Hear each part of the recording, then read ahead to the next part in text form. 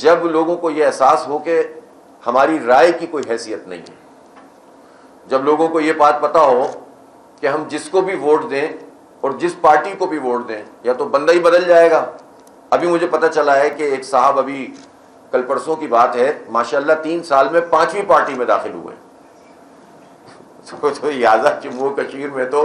یہ پروسیس پاکستان کی بقیہ جگہوں کے مقابلے میں ذرا زیادہ تیز ہے، تیز رفتار ہے،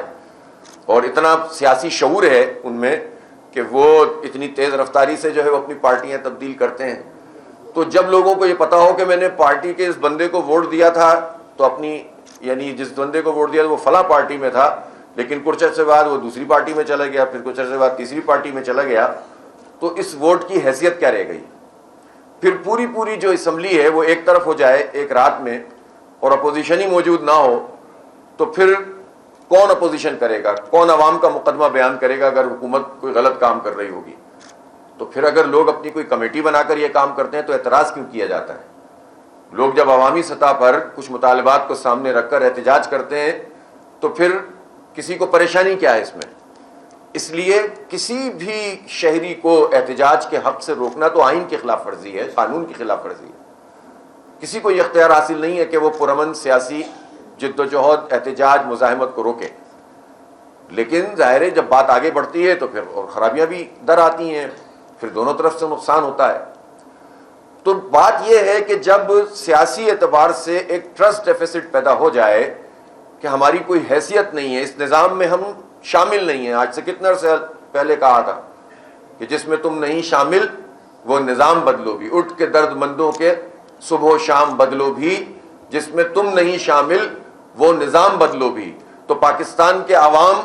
کی مرضی کے مطابق حکومت نہیں بنتی، آزاد جموں و کشمیر کے عوام کی مرضی کے مطابق حکومت نہیں بنتی، اور اس نظام میں جب عام لوگوں کا حصہ نہیں ہوتا تو غصہ تو پیدا ہوگا نا، جھنجھلاہٹ تو پیدا ہوگی۔ پھر اس جھنجھلاہٹ کو اگر کوئی راستہ مل جاتا ہے، کوئی لائن مل جاتی ہے تو لوگ چل پڑتے ہیں۔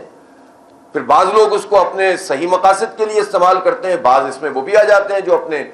اور ویسٹڈ انٹرسٹ ہوتے ہیں اس کے لیے استعمال کرتے ہیں، لیکن روٹ کاز کو جب تک آپ نہیں پکڑیں گے تو آپ مسئلے کو حل کیسے کریں گے؟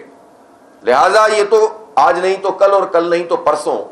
ریاست کو، حکومت کو، ریاست کو چلانے والوں کو یہ سوچنا پڑے گا کہ عوام کی رائے کو کچل کر آپ کبھی بھی لوگوں میں محبت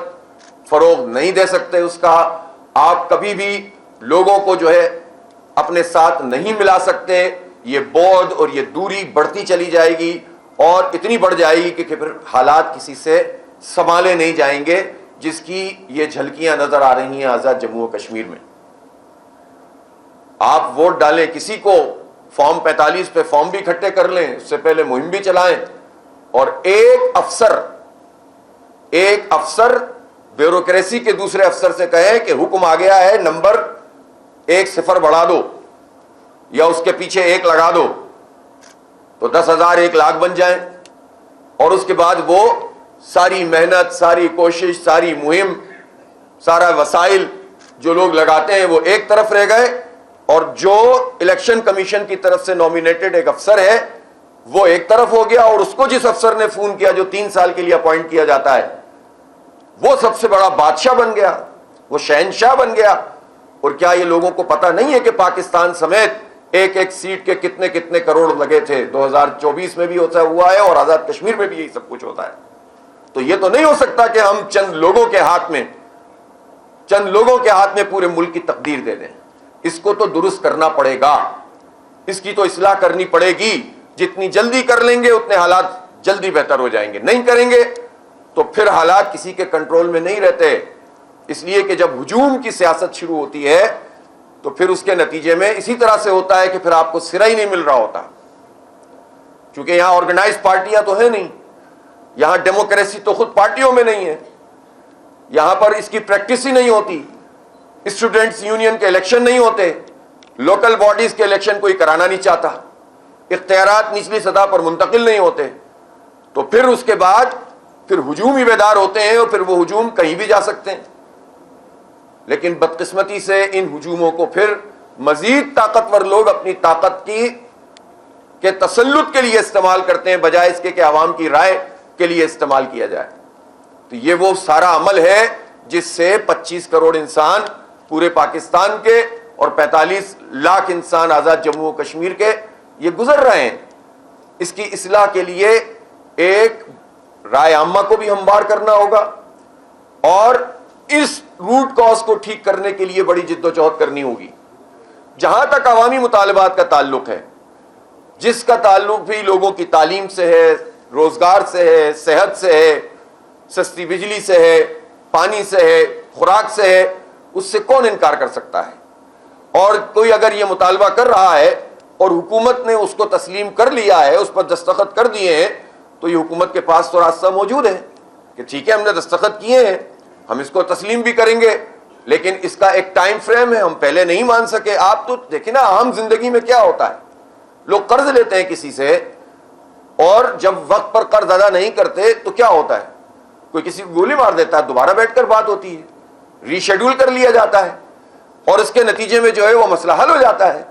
تو اگر کسی ٹائم فریم میں کوئی کام نہیں ہو سکا تو اگلا ٹائم فریم طے ہو سکتا ہے نا. طے شدہ چیز کو تو انڈو نہیں کیا جا سکتا. جہاں تک اس بات کا تعلق ہے کہ مظاہرین، ہم ان کو نصیحت کر سکتے ہیں، ہم ان کو سمجھا سکتے ہیں، ہم ان کو بتا سکتے ہیں کہ ظاہر ہے کہ کسی غصے میں یہ غصہ آپ کا کسی فرد کے خلاف ہے، کسی حکومت کے خلاف ہے، حکومت چلانے والوں کے خلاف ہے، لیکن